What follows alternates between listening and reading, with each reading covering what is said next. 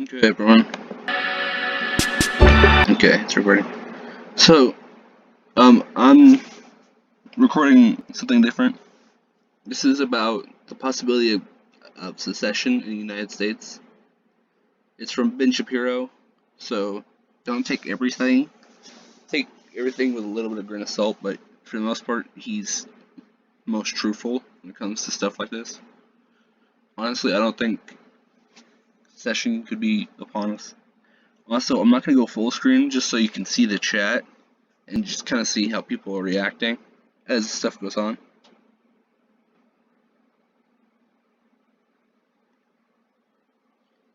And I paused it because I forgot to hook my headset up again. So hopefully this doesn't last too long. I'm gonna throw my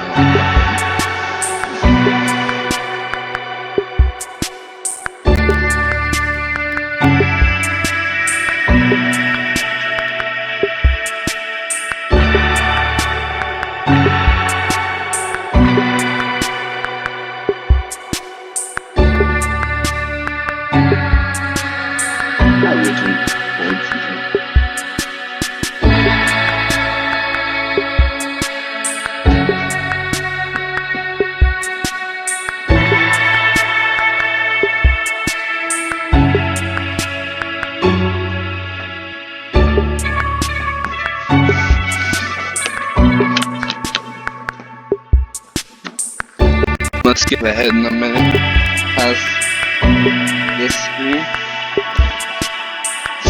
Right into the live. Voice your opinions in the comments.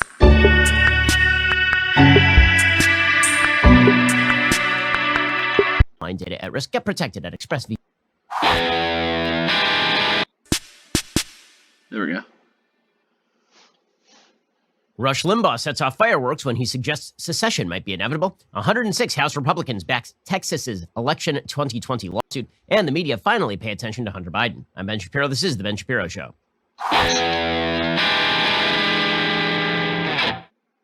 Ignore that. This show is sponsored by ExpressVPN. Stop putting your online data at risk. Get protected at expressvpn.com/Ben.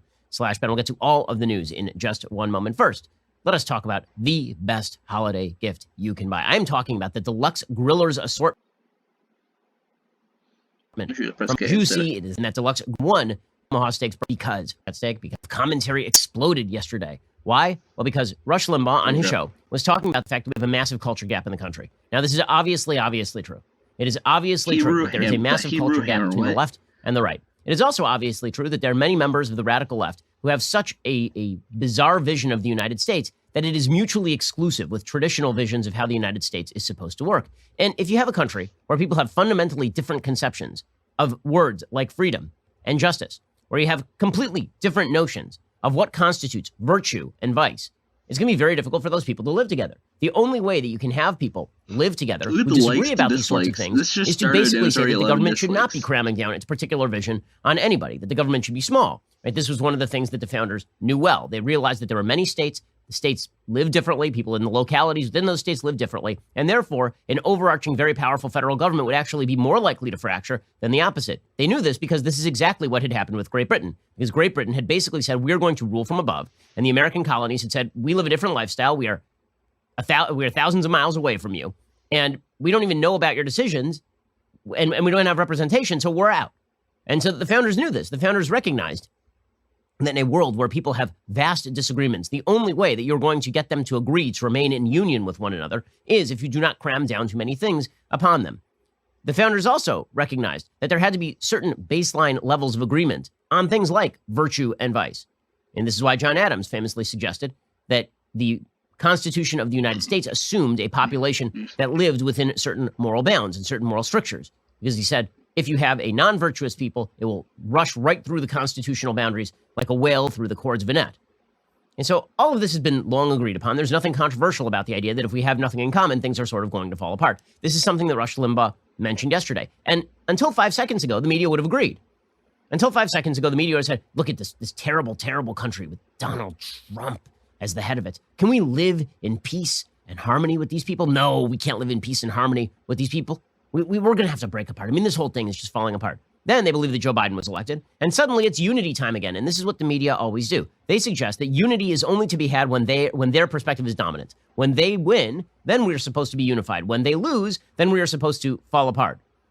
Now, there are many of us who are pointing out, during the first term of Trump, that this thing was falling apart, regardless of whether Republicans or Democrats are running the show, because there are fundamental disagreements in the United States over what the United States represents, ought to represent what our vision ought to be for the future. Is it a vision of liberty, or is it a vision of forced equality from the top down? So Rush mentions this yesterday, and of course the world sets aflame because the idea is that Rush is very bad for saying this. Now, they do this every time an election is over and a Democrat appears to have won. And back in 2008, after Barack Obama won, Rush said he hoped that Obama failed. He didn't mean that he hoped that Barack Obama tried to do good things and failed. He said, well, what he meant was, and it was very obvious what he meant at the time, he meant that he hoped that Barack Obama's progressive agenda was a failure because he did not want to see that progressive agenda enacted on the United States, right? It was very obvious what he was saying. The media decided to go nuts anyway. Well, 12 years later? 12 years later, Rush Limbaugh says something fairly similar here, which is the country seems to be falling apart. That is perfectly obvious. Here was Rush yesterday. I actually think that we're trending toward secession. I know that there is a sizable and growing sentiment for people who believe that that is where we're headed, whether we want to or not, whether we want to go there or not. I myself haven't made up my mind. So I still haven't given up the idea that we are the majority and that all we have to do is find a way to unite and win. So the media went crazy over this because how dare Rush Limbaugh, in a time of glorious Democratic victory, suggest that the country is kind of falling apart? Well, the problem is that one half of the media was doing that. And meanwhile, half the left is like, yeah, you know what? You're right. We should go our separate ways. So Amy Siskind, who is a liberal commentator, obviously, she tweeted out a graphic from circa about 2004 when members of the left were very, very angry about George W. Bush winning re-election. And what this graphic was, is it showed Alaska in red and most of the Midwest in red, with the exception of like Illinois and Michigan and I believe Wisconsin there. And virtually all of the rest of the country is in red. It's like the Northeast and the West Coast and the Midwestern states that voted for John Kerry, and then the rest of the country is red. And the suggestion was that all of the blue states would join with Canada, and all of the red states would become, quote unquote, Jesus land. It would be the United States of Canada and Jesus land. Right? That was the ridiculous suggestion that was being put forth by folks on the left as early as 2004, which is that these differences are irreconcilable. Now, I got to tell you, the differences of 2004 look pasty in comparison to the differences that we currently hold in the United States. We have a huge percentage of the population of the country that apparently believes that the country is systemically racist and unfixably so, that believe that government can solve all of your problems from the top down. All that is required is sufficient willpower to do so, and that believe that the Constitution ought to be put completely aside in order to make all of this happen. But to pretend that it is not the left's fevered hatred for folks on the right that has really driven so much of the sort of secession talk is to ignore who is in control of the institutions of culture. We know who's in control of the institutions of culture. We know who's in control in Hollywood. We know that in Hollywood, it is people on the left who are in control, and they wish to purvey a particular view of the world. And they wish for you to buy this particular view of the world. And if you do not, then you are going to be castigated in Hollywood as a backward redneck. We know that the folks who are in charge of the media have one particular view of themselves and their own viewpoint, and they believe they are objectively right. And if you disagree with them, you are objectively wrong. And therefore, you ought to be cast out of the bounds of polite society. The folks in the university system have created their own little religion of wokeism, where you cannot work. You cannot work unless you believe in the fundamental tenets of Did you say wokeism? quote-unquote social justice warrior nonsense. The social justice movement is predicated on a certain level of postmodernist philosophy that suggests there is no such thing as objective truth or objective right, but there is such a thing as objective identity, and we can base our viewpoint on whether your objective identity, meaning your race or your ethnicity or your sexuality, whether these things are victimized in the United States. And if you don't abide by that particular viewpoint, well, then you'll be thrown out of the academy. The institutions are controlled by the left. The only way that the right has fought back, really, has been in the world of politics, winning the occasional vote, winning the House in 2010, winning the Senate in 2014, winning the presidency in 2016. right? So occasionally the right fights back, but they don't fight back in the realm of culture. And as long as the culture continues to polarize, so long as you turn on the TV and all you get is one side of the political aisle railing at you day in and day out, it's going to feel more and more. Oh, as he's saying right now, we got the Senate back in 2014, but we're about to lose the Senate, possibly, just because we might get Democrats voted into the Senate, and then the tiebreaker, as far as we know right now, is going to end up being a Democrat. So if there's ever a tie between like gun policies and stuff like that, I'll keep going. But Democrats are going to control half the Senate, and the tiebreaker is going to be a Democrat. So.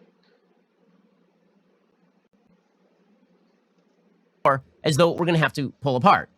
The founders knew this. This is nothing new. And people today know it. So to pretend that we would have unity but for people like Rush Limbaugh or people on the right is to really suggest that we would have unity if you would just agree with us. Now listen, I don't think folks on the left have to agree with me in order for us to have a baseline level of unity so we can move forward as a country. I think we can disagree on tax rates. And we can fight over tax rates.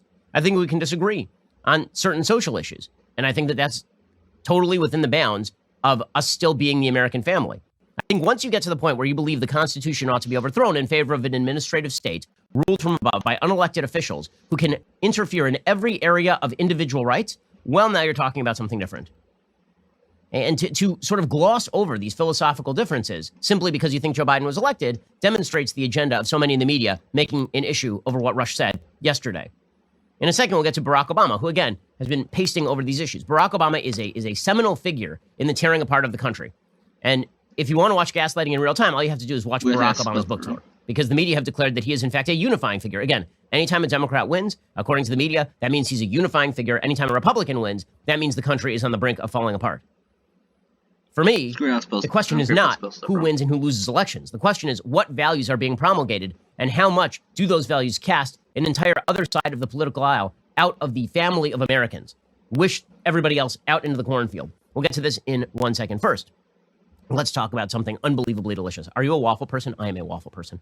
I love waffles. My kids love waffles. That's why I could not have been more excited to bring on board the Presto Stuffler stuffed waffle maker. I'm talking about using a waffle maker for pretty much everything. We were talking sweet. We were talking savory. You can make waffles. They're stuffed, right? So what you do is you take the waffle batter, you pour it in, then you put in your stuffing, then you pour in more waffle batter, and then you just close the machine. After it bakes a little bit, you flip it over. It is unbelievably delicious. We are talking about putting fruits, chocolate, cheesecake, and then we all get together around the counter and we put it.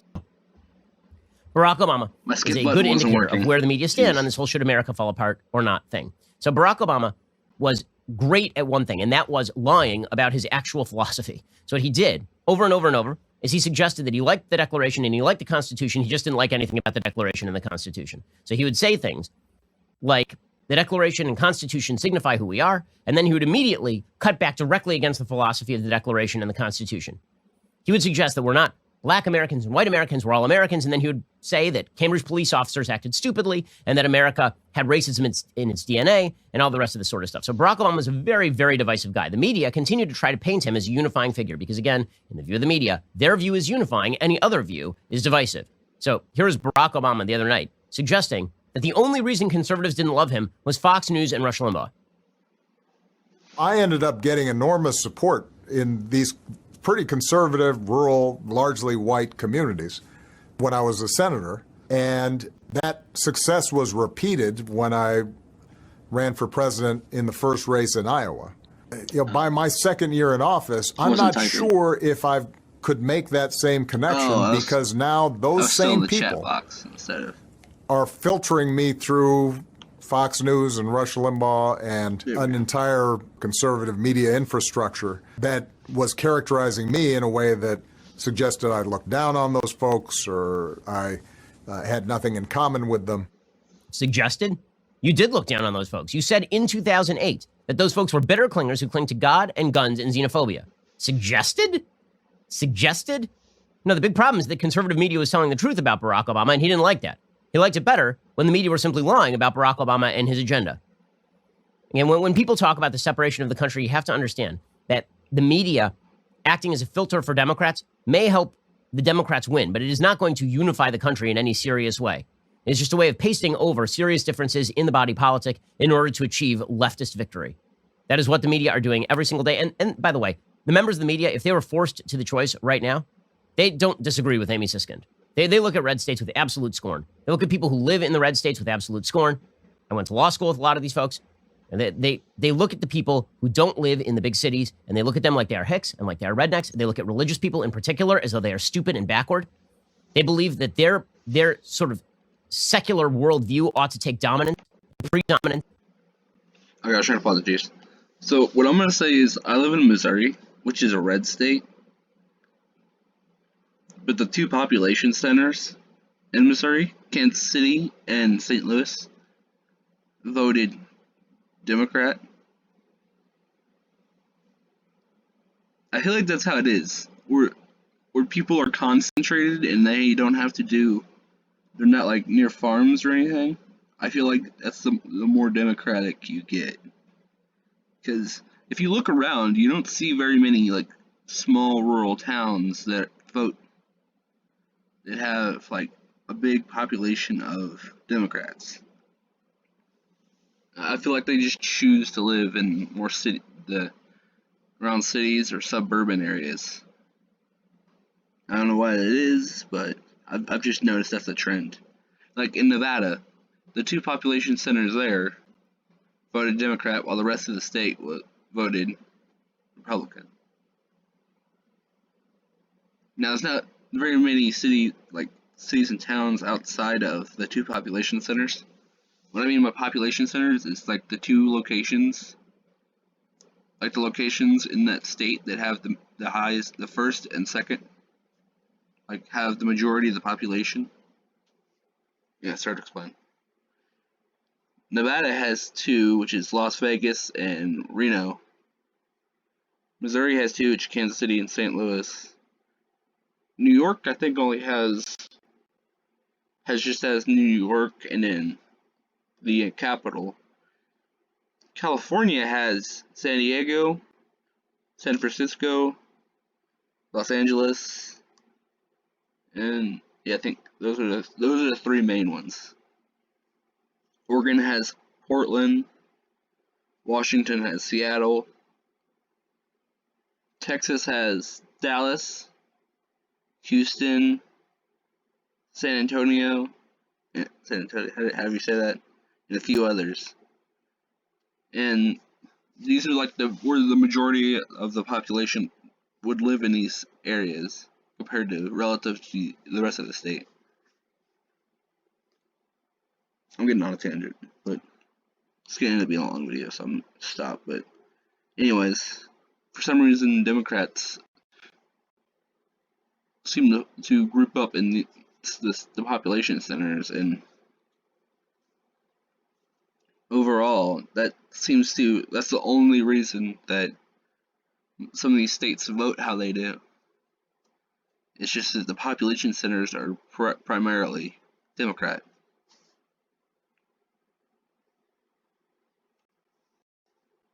Over religious worldviews. They are some of the least tolerant people I know. And I've lived in blue areas my entire life until the last 2 months. Literally my entire life. I spent my entire life. Yeah, Ben Shapiro's from California. He lives in like one of the bluest states you could possibly go to. Life in LA and Cambridge, Massachusetts. And I can tell you that the notion that folks like Barack Obama do not look down on the so-called backward rednecks in the middle of the country is a lie. They do look down on those people. They believe those people's values are wrong. This is why Hillary Clinton said that people in America were going to have to change their own religious values in order to get in touch with the time. Just because you don't live in a city area doesn't mean you're a redneck. Like, not all farmers are rednecks. It's just the way you live. Like, you can live out in the country and not be a redneck.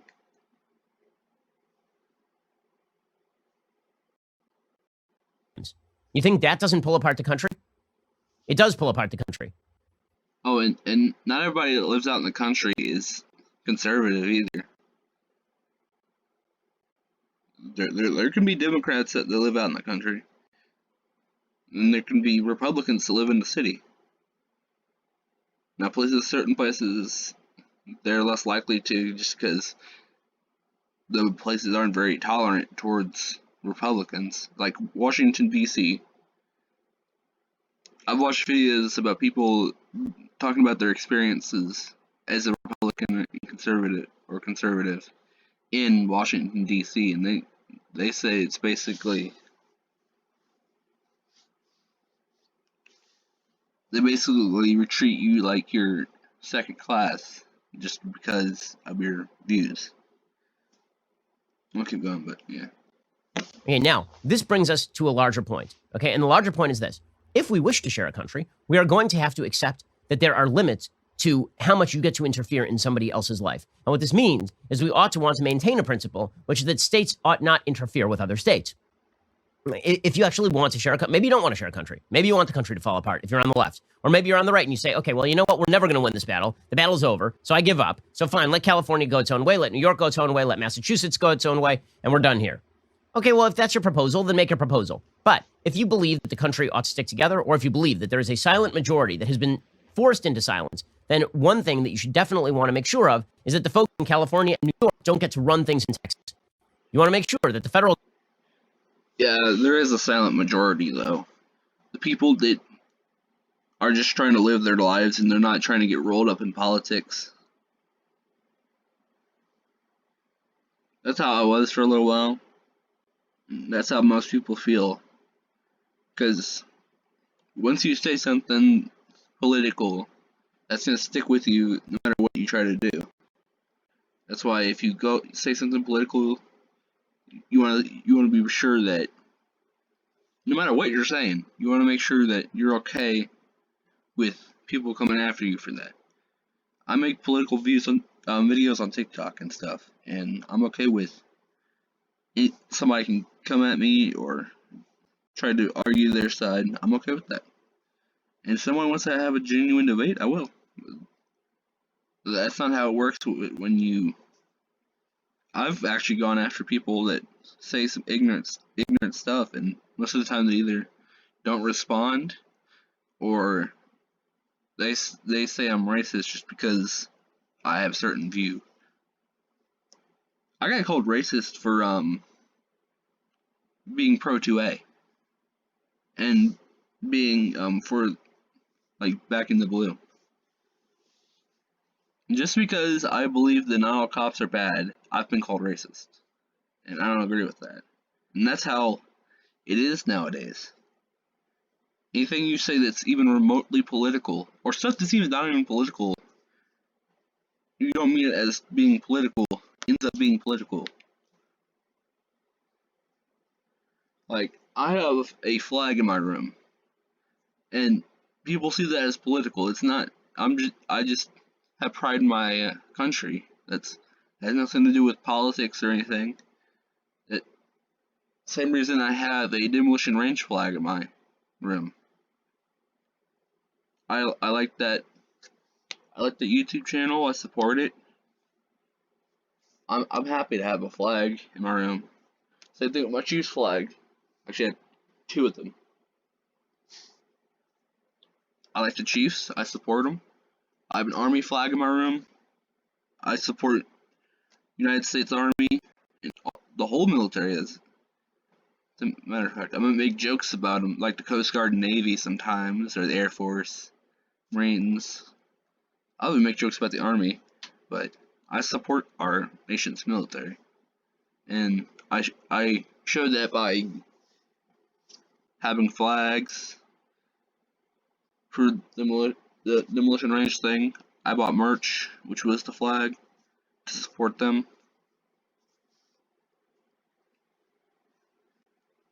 Yeah, so it's okay to feel how you want to feel. I should probably pause the chat because it's still going despite the fact that I paused the video. So it's probably way ahead. The government doesn't get to dictate procedure in terms of law. Now, I keep going off on a rant, so you gotta stop that because this video is going to be way over an hour. just because most of his lives are like an hour and 13 minutes to an hour and 30 minutes. So, with regard to Texas or Mississippi or Florida or Alabama or Missouri or any other red state, right? You want to make sure that the federal government actually makes room for differences of opinion. And this is why it is very important. The world of law is not the same as the world of culture or even the world of sort of political thinking. The world of law establishes supposedly neutral principles. Once those principles have been established, they're very difficult to disestablish. Once you maximize power in the federal government, it is very difficult to then dissolve power in the federal government. So if you make a rule, for example, that benefits people on the right at one time at the level of the federal government, and then the left takes over that federal government, then those same powers are going to be available to people on the left. And this is something that the right should have been aware of for quite a while, which is that if the right bought into the notion of bigger government in order to promulgate their agenda, the left eventually takes over all those instruments and then uses those instruments against precisely the people who wanted those instruments of power put into place in the first place, which is why the right has traditionally been a small government party in the United States. It's why conservatives in the United States have typically wanted the government out of your business. It's why there is this sort of right libertarian alliance, because the right in the United States has understood that power is a double-edged sword. Right now, you may be wielding it, but sooner or later, somebody's going to grab that sword from the other side and they're going to use it against you. I bring this up in the context of this current Texas Supreme Court case with regard to the 2020 election. We're going to get to that in just 1 second. First, let us talk about your health. So, getting in shape does not have to be about losing a specific amount of weight or a magic number, living longer. Well, it teaches you it's going to make you healthier, as directly to the Supreme Court. So, the Constitution of the United States provides that the Supreme Court has direct jurisdiction over controversies between the states.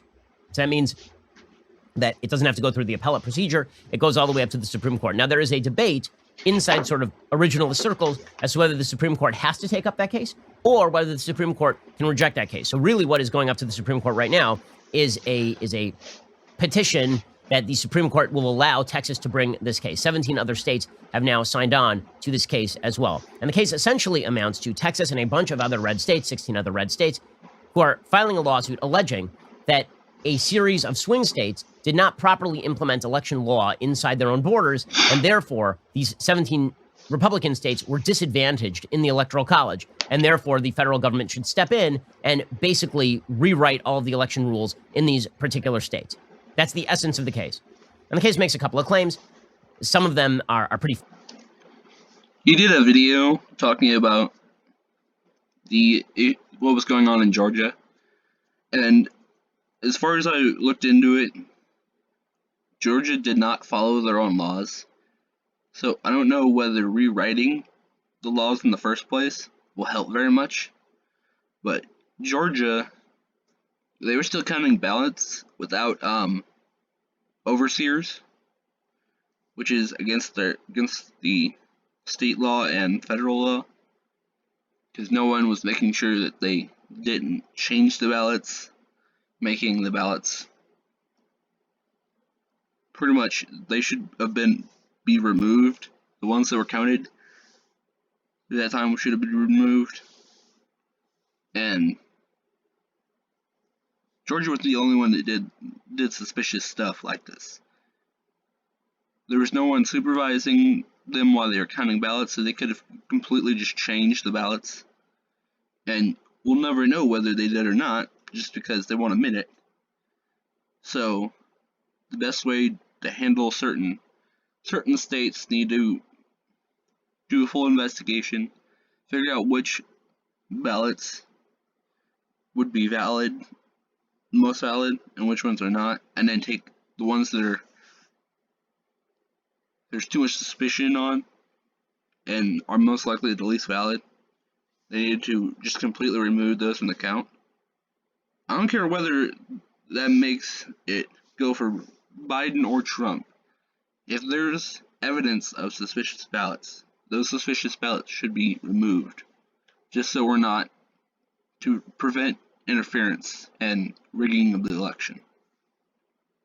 Flimsy, legally speaking. For example, they make a due process claim suggesting that substantive due process was not taken. Essentially, it's not fair. Okay, it's not fair is not a legal argument. From an originalist perspective, it's not fair is probably the worst legal argument. Due process was never meant to be quote unquote substantive. It's getting a little bit arcane, but substantive due process is the basic idea under the Constitution the basic idea is that you cannot have your life, liberty, or property removed without due process of law. Now, you would say to yourself, due process of law means that there has to be a trial, there has to be a trial by jury, there has to be a law in place. It can't be an ex post facto law. It has to be a law that was in place before you committed a crime. That's what due process means. The Supreme Court has crafted out of whole cloth this bizarre position that there is such a thing as substantive due process, which, if you think about that phrase for a second, makes no sense at all, because process and substance are not the same thing. They're opposites, in fact. There's the substance, and then there's the process that you use when you apply it to the substance, right? A substance of a crime would be like murder. The process would be how you adjudicate whether somebody has committed murder or not. Substantive due process is basically the Supreme Court deciding it's not fair. So under the rubric of substantive due process, for example, the Supreme Court ruled that abortion was a right. So substantive due process has long been a bugaboo in right-wing legal circles. Okay, the Texas case relies on substantive due process. It makes the claim that this is not fair because Texas has certain voting procedures and Wisconsin and Pennsylvania violated their own voting procedures, and therefore that's not fair. Okay, the reason that they are making that claim, of course, is because presumably they think that if the electors in those various states are not selected on the basis of the popular vote in those states, but by the state legislatures, all of which are red, then presumably they will vote for Trump and it will shift the outcome of the election. Now, Texas, in the case, doesn't say that. They say, no. We're just concerned about the state of the law here. But that seems rather dicey, considering that they didn't file this lawsuit until the last 5 minutes, right? If they were really that concerned about the state of play in these various states with regard to internal election law, they theoretically should have filed the lawsuit long before. They should have filed the lawsuit when Pennsylvania first redid its mail-in balloting initiative back in 2019, when a Republican legislature voted for universal mail-in balloting in 2019 before the pandemic, by the way. And now, there are certainly constitutional concerns on the state constitutional level in a large variety of these states, Pennsylvania being the most obvious. And in Pennsylvania, it is true that the state constitution suggests that you require a constitutional amendment in order to radically redo its voting laws the way that they were done in 2019. Like, that's a legit cause of action. Should that be elevated to the Supreme Court? Typically, the Supreme Court says, listen, the federal government has nothing to do with internal deliberations with regard to the creation of electors in a presidential election. Now, what the Texas case is claiming is that the Constitution of the United States says that state legislatures shall determine the method of how electors are selected. So the state legislature could delegate that to the population. The state legislature could pass laws regarding how people are to vote, but it has to come from the state legislature is the claim that Texas is making. Now, that claim is fairly plausible on its face. The problem is that in law, you have to show a discrete, particular injury. Okay, you have to have what is called standing. So as I pointed out on the show yesterday, if producer Colton gets hit by a car, I can't sue the guy who hit Colton with the car on Colton's behalf. Colton has to sue, or his family members have to sue. His heirs have to sue, right? I can't sue because I don't have standing. Okay, so for Texas to claim that it has standing to challenge the internal laws of a place like Pennsylvania with regard to its voting, it sounds good on the surface if you want the election to change, but it is actually a very, very bad legal principle. The reason it is a bad legal principle is now you have opened the door. This is what I mean when I say you do not want to appeal to the federal government as your solution to all problems, because once the federal government has a particular power, it's going to use it against you. If, let's say, the Supreme Court were to take up the Texas challenge and say, you know what, Texas is right. Texas was disadvantaged and affected because Wisconsin and Pennsylvania and Georgia, their election laws were poorly drawn and didn't actually prove fraud, by the way. Nothing in the Texas lawsuit actually alleges fraud or voter irregularity. Yeah, see, so what he's about to say basically is if Texas and all these other states do this, when it comes to the next election, if Democrats don't like how something went, states like California, New York, and Oregon, Washington, I'm pretty sure they voted blue this time. Any state that is particularly wanted to voted Democrat for the Democratic candidate, they can go and they can do the exact same thing that Texas and them are doing against them, and you can either cause a back and forth, or they can do the same thing and get the same effect that they did, which is ultimately they would want to change the election. Actually happen. It doesn't actually allege that. It just says that the procedures used here were violated the state constitutions within those states. Okay, let's say that the Supreme Court went along with that argument, saying that Texas has standing to sue because Texas is part of the Electoral College and therefore they're disadvantaged if Pennsylvania screws up its own voting. Here is the problem with that. The problem with that is that you now end up in the position where any state could sue any other state for a law implemented in that second state as long as it had an indirect effect on the first state. So, for example, California could sue Alabama on the basis of Alabama's abortion laws by claiming that, listen, if people in Alabama can't get abortions, they're flying into California in order to do that. And that means that Alabama's abortion laws, they affect us, and there's a right to privacy under the Constitution of the United States, under Roe versus Wade, and therefore California would have standing to sue. Okay, this is not the world you want. If you want the country to hold together, you do not want there to have to be uniform laws across the entire country on a wide variety of issues in which states can sue each other to provide for that uniformity. He's talking about on the state level. He mentioned California, so I was talking about group of states versus Democratic states versus Republican states, but making the same point. The main reason I think Texas and certain Republican states don't want Biden as president is because, guess what? Texas is one of the most pro-2A states out of the entire country. There's 2 or 3 states in our country that are have some of the most lenient gun laws in the world. Even if they were their own countries, they'd have more lenient gun laws than a big portion of the world.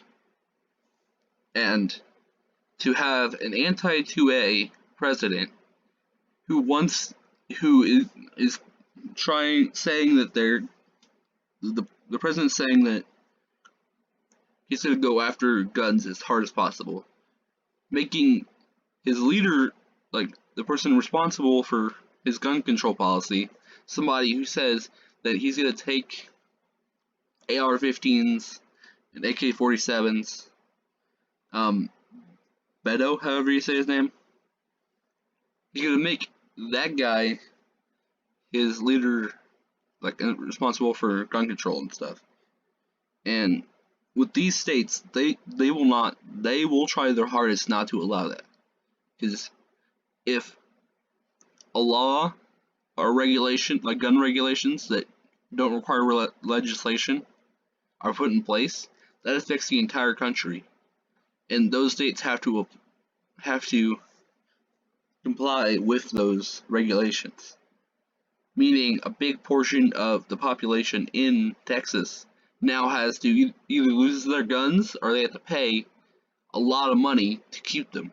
Especially if you have 4 or 5 guns in your house, or maybe 2 or 3 guns per person, and you have 3 or 4 people in your house with guns.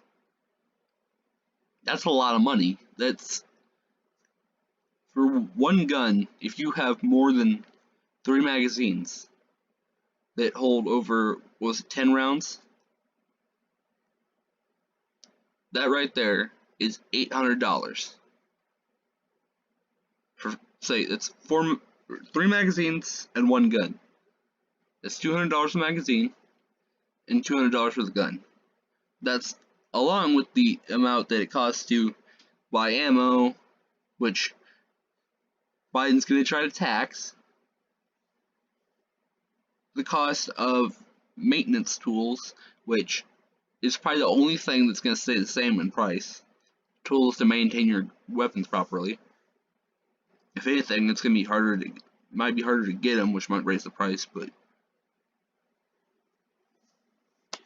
Biden's trying to end up with states like Texas that have such a large population that owns guns, for them they're going to try their hardest to make sure that the regulations that Biden wants to put in place are not going to get put in place. Whether that means keeping him from becoming president as a whole, or just keeping him from getting influence and not abiding by the regulations at all. Which is most likely where the Civil War type thing would go. But it less likely wouldn't be a militarized version. It'd be a social and legal Civil War. Meaning, Texas might not secede, but they would not comply with laws from Biden is trying to put in place.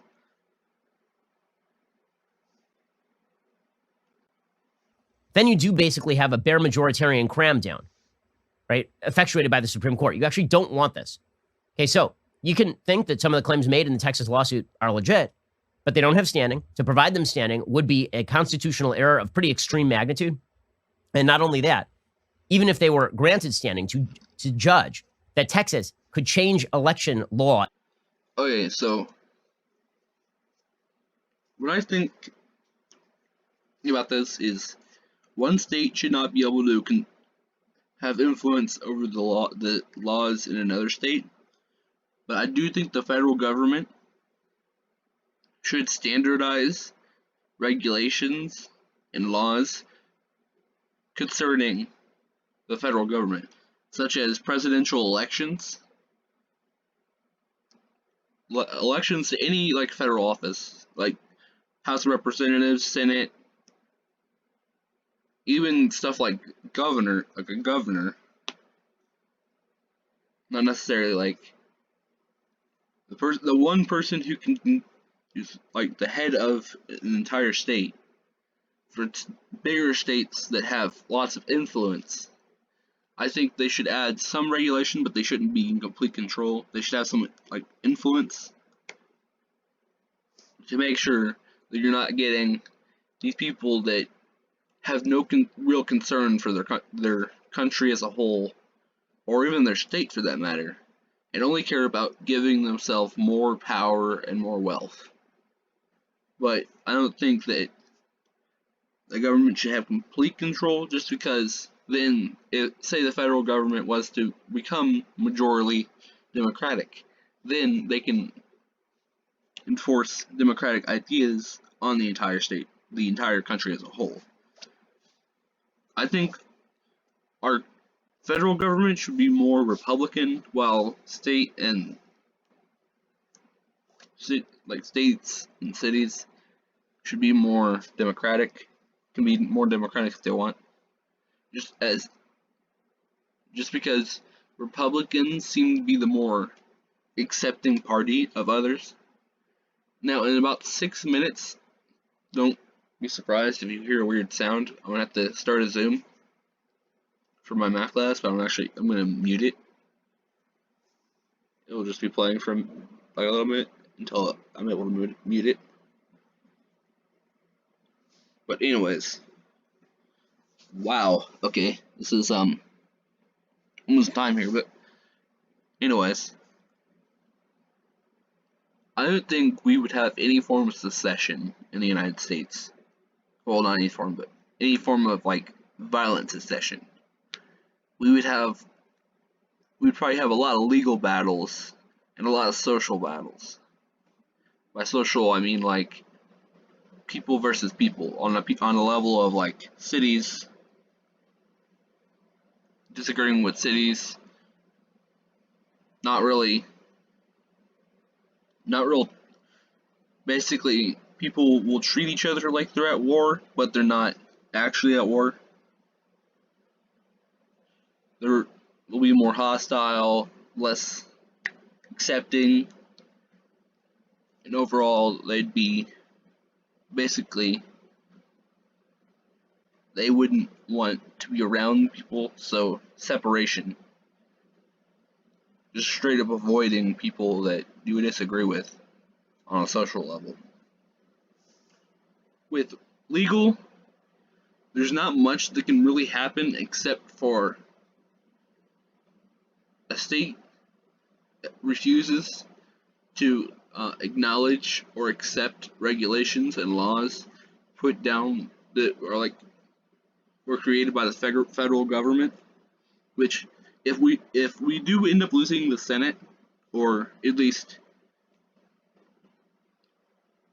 the Democrats have the majority control,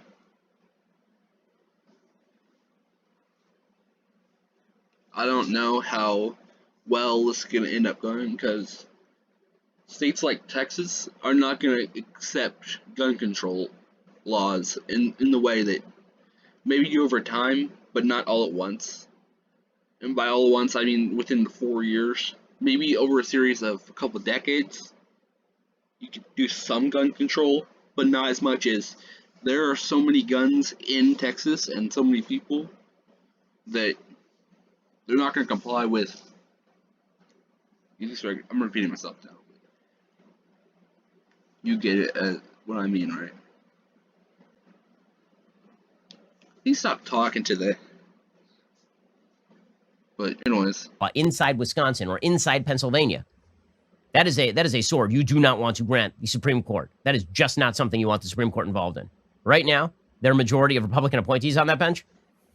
Okay, in 10, 15 years, that probably is not going to be the case, or at least there's a shot it won't be the case. We'll get to more of this in just 1 second. First, let us talk about the fact that if you are a good family person, you want to make sure that your family is protected. One of the ways you make sure your family is protected, obviously, is you own a firearm. I'm a big advocate of the Second Amendment. Your rights and your freedoms are dependent on the fact that you are able to defend yourself and defend your family and defend your community. But here's the problem. You see cases like this all the time in the media where a good guy has to shoot a bad guy and then the good guy ends up in jail or the good guy ends up getting picked up by the cops and grilled. You need to know your rights. You need to know. Based on how this is going, he's probably going to stay the USCCA or something like that.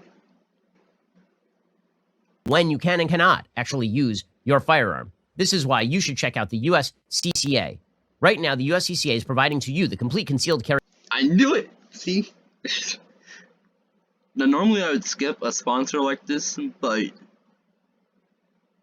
obviously I'm pro 2A, so I'm going to leave the sponsor on, and anyone who watches this video should go check them out. Here, let me do this. I don't know how long this will be valid. Let me copy and paste I'll put the original video link in my description. I don't know how long this will be valid, but whatever this promotion is, go check it out. Even if you don't end up getting anything from the USCCA, they're a great organization. You should know is you don't have to pay for much.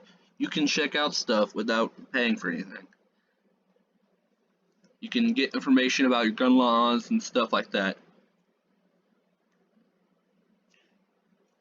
I've actually checked them out. I can't quite get a gun yet. Because I'm 15. I have 2 years and 3.5 months before I can buy a firearm. But I've checked them out. I've been monitoring how gun laws have been changing in my state for like 2 years now through USCCA. They're pretty up to date and stuff.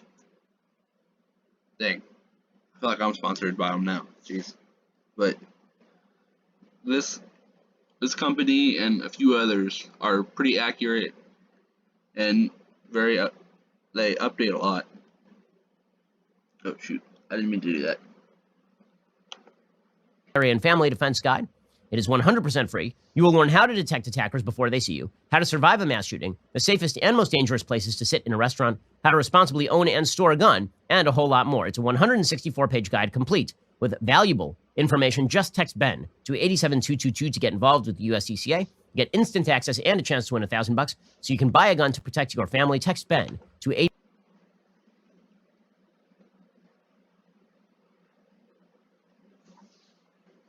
I'm tempted now. I'm gonna check this out actually, because if it's free and stuff, I'll check it out.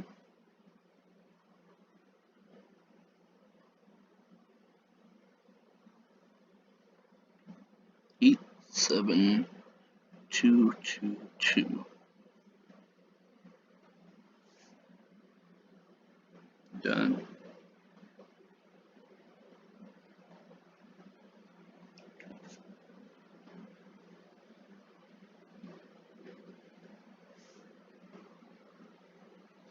There we go, sent. And I'll check that out in a minute. 87222 right now to get involved with USCCA. Again, text Ben to 87222 right now. That's 87222. Okay, so that state action that Texas is taking is an attempt to move beyond what is the norm in terms of interstate relations and to actually maximize the power of the federal government to control what happens within states. This is something Republicans should not be in favor of. Remember, Democrats are openly proposing the rewriting of the Voting Rights Act to allow federal preclearance of gerrymandering and redistricting in Republican states. They want to take control from the top down. Okay, it actually works. They're fast. They already sent it to me.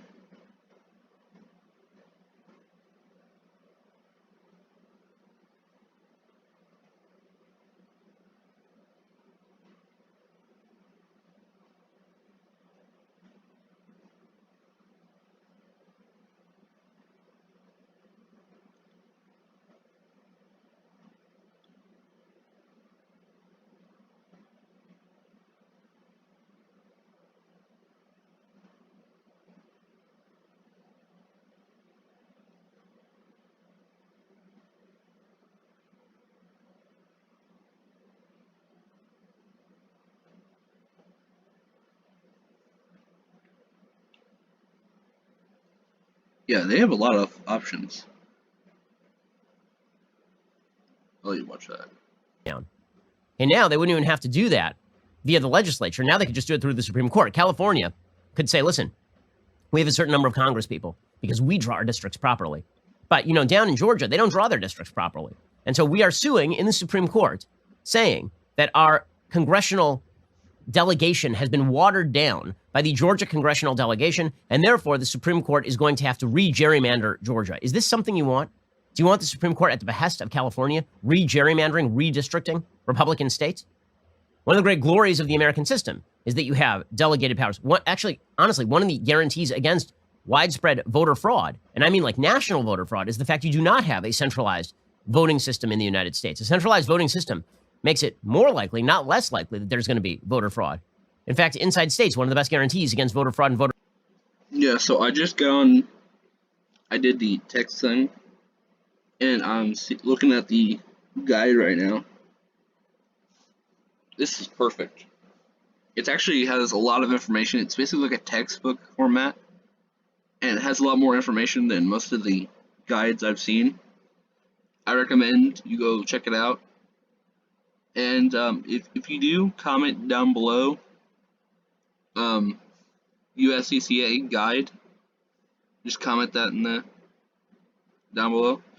I'm gonna wrap this up, even though this is nowhere close to ending. I might go to the 1 hour mark, maybe a little past. It just depends on what you start saying next. Voter regularity is the fact that the system itself is decentralized down to the county and precinct level.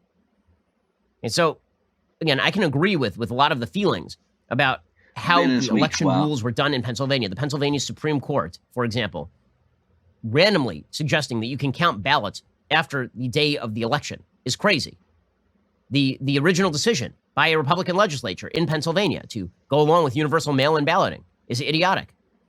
There are serious problems in these electoral strategies, and they do provide for the possibility of fraud. And it is true that Democrats are pushing procedures like getting rid of voter ID in a variety of states that would make it easier to commit voter fraud. However, to set up the generalized legal principle, which is what Supreme Court cases are about, the generalized legal principle that a state can sue another state for law applied inside that second state that doesn't really affect the first state directly is just a disaster area. It opens a can of worms in serious, serious fashion. Well, nonetheless, about 106 Republican congresspeople have jumped into this. By the way, I'm noticing that folks on the left are suddenly respecting federalism again. Again, this is one of these beautiful things that the left does. So the left hates federalism. As long as states' rights mean that right-wingers actually control states, this means that states' rights are really bad. They want nationalized rule from the top. The minute that they think they're getting something out of federalism, suddenly federalism becomes good again. So federalism was really bad when Jan Brewer, governor of Arizona, started enforcing immigration law. Right at that point, they were like, you know what? The Supreme Court, the federal government has supremacy. The supremacy clause suggests that Jan Brewer is not allowed to enforce immigration law on her own. Oh, shoot. Right, then you have California, and California is like, you know what? We're going to enforce environmental law on our own. And the left's like, federalism. Federalism is very good now. California should be. So pay no attention to the ridiculous spinning of the left, because for the left, institutions are merely an element of power, right? They just grab power and they use it whenever they can. And I understand the backlash to that on the right, which is, okay, fine. So we'll grab the institutions and we'll use the power when we have the power. We won't worry about the institution of neutral principles. Ben Shapiro, the problem 2024. is that it is much easier to move under the guise of already established neutral principles than it is to violate the neutral principles. Okay, so okay, institutional checks and balances and institutional norms still do exist, and the more. But I saw Ben Shapiro 2024. I'd be okay with that if he was more tolerant towards certain things. Like, he honestly is pretty far to the right. He's pretty far on the conservative side, just because of certain things he believes in. I watched him take the political compass. Certain things I agree with him on, and certain things I don't. But overall, I think he would be a better president just because he wouldn't be one of those people that imposes his beliefs on the entire country. And that's the kind of president we need. We don't need somebody who's going to go out and try to take people's rights away and impose his personal beliefs on others. He's pretty conservative for being from California, even. This is going to be one of my first videos. It's probably going to go over an hour long. I might just watch the entire live if I stop talking, but I'm still going to do the Christmas special. But I don't know if I posted the video I announced that on. I'm going to do a Christmas video. And actually, I might not even do a video. I might just do a live. Do a Christmas live around Christmas time and get more people from TikTok over on here. Try to see if I can hit 1K on TikTok before Christmas, so I can do a live on there. Because I record on my laptop and I do TikTok on my phone, so I can do 2 lives at once if I wanted to. But I don't know what I'll end up doing. Let's go back to the video. I'll do an announcement video on what I decided to do on TikTok. Of those that are blown up, the easier it's going to be for future people to grab hold of sort of this empty area and then use it in their own favor. So 106 House Republicans have now signed on to this lawsuit. According to Yahoo.com, on Tuesday, Texas's Attorney General, by the way, not the Solicitor General, who would normally be filing this sort of lawsuit because he didn't like the lawsuit, Texas Attorney General filed a lawsuit asking the Supreme Court to overturn the election results in Georgia, Michigan, Pennsylvania, and Wisconsin, alleging that the states improperly manipulated voting rules. 17 red states have since filed in support of the suit, even though Texas and several other states had implemented the same mail-in and early voting rules by the same methods. In a further paradox, 106 GOP House members also joined Texas's suit as amici curiae, despite the fact many of them had been reelected on the same exact ballots. In other words, they were coming from states. They're challenging the electoral methods used in the same states where they were elected, which obviously is sort of a weird oddity. Not every congressional Republican is on board with the Texas suit. Senator Ben Sasse suggested that Texas's Attorney General was begging for a pardon and filed a PR stunt rather than a lawsuit. Now, I'm not going to suggest that that's the case. Maybe it's perfectly genuine on the part of Ken Paxton, who is the Texas AG. I'm just saying that the principle that would be established by the case itself is not a particularly good principle. Okay, what is irritating in the extreme is, again, many things can be true at once. One can be that I think that this lawsuit is badly predicated. I think that it sets a bad principle going forward, legally speaking. I think that if you were going to prove voter fraud, you do it the way that Georgia is talking about doing it. You do it the way that the Georgia GOP is talking about doing it. You file actual suits that demonstrate actual voter fraud. You bring evidence, you bring names, you bring voter lists. You don't say, I don't like the procedures in that particular state. That is not my own state. And so, you know what? I'm filing a lawsuit and directing it directly to the Supreme Court. Like, that's not the way this should work. Truly, it's not the way. Now, that can be true. It can also be true that there's real suspicion in states like Georgia that irregularity happened. There's also truth to the idea that the voting rules in these states are garbage and that we shouldn't have had mass mail-in voting this year. Somehow, Israel was able to carry out 97 elections in the last year. I mean, really, they have an election like every 12 hours in Israel now. They carried them all out in person, effectively, and it was fine.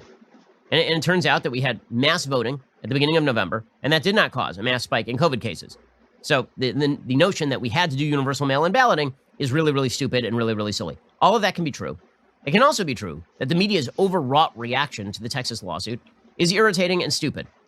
And that the same people who are complaining about the threat to democracy are fine with threatening democracy when it suits their purposes. And this is why nobody has any trust in the other side. You want to talk about the country splitting apart? There are two ways that the country could split apart. One is that people just keep wrestling over the institutions of power so as to cram down their own particular view on everybody else. The other doesn't even require that. The other is that there is such loss of faith in the other side that everybody assumes that everybody has bad intentions, which leads to the first eventuality, right? If you believe the other side has bad intentions and they're going to grab the government gun and point it at you, you are more likely to want to grab that gun first, right? Then it's a use the government gun or be killed by the government gun situation. And this is why so many Republicans have reacted to Democrats threatening democracy over and over and over by saying, okay, well, you know what? We don't really, you know what? We're not going to be the ones standing in the breach here.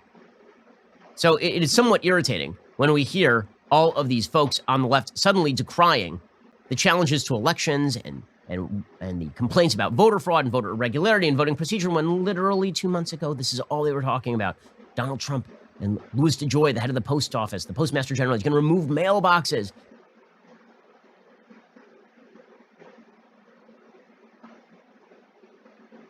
Donald Trump is engaging in voter suppression. Sorry, he had record voting this year, by the way. Coming downstairs. Okay, and then as soon as the election's over, it's, oh no, it's clean as, how dare you challenge the election? This sort of gaslighting leads to the lack of trust, which leads to the belief that people will game the system, that they will engage in voter fraud, that they will try to grab that government gun and use it against you. And so when you have Mika Brzezinski on MSNBC saying, people are dying while they file this Texas lawsuit, I don't remember Mika Brzezinski being quite so upset when people were literally dying as there were mass protests in the streets over the bullcrap notion that America is systemically racist. This kind of gaslighting from the media does have a real downstream effect on how people think about the institutions of government. And it actually leads to the centralization of government, paradoxically. Instead of people saying, I disagree with you, you disagree with me, so maybe the federal government should be less powerful, it turns into, I disagree with you. I suspect that you are going to try to use the federal government to cram down your viewpoint on me. Therefore, let me grab the power of the federal government and use that to cram down my viewpoint on you. Okay, so here's Mika Brzezinski. Again, this is just, I would say, deeply irritating and annoying. Okay, I'm going to stop it here. If you want to watch the rest of the video, the link will be in the description. This is 1 hour and 2 minutes long already. Thank you guys if you've watched this far. Like and subscribe if you enjoyed the video. I will be making more commentary and stuff and making a special video announcing what I'm gonna do for Christmas.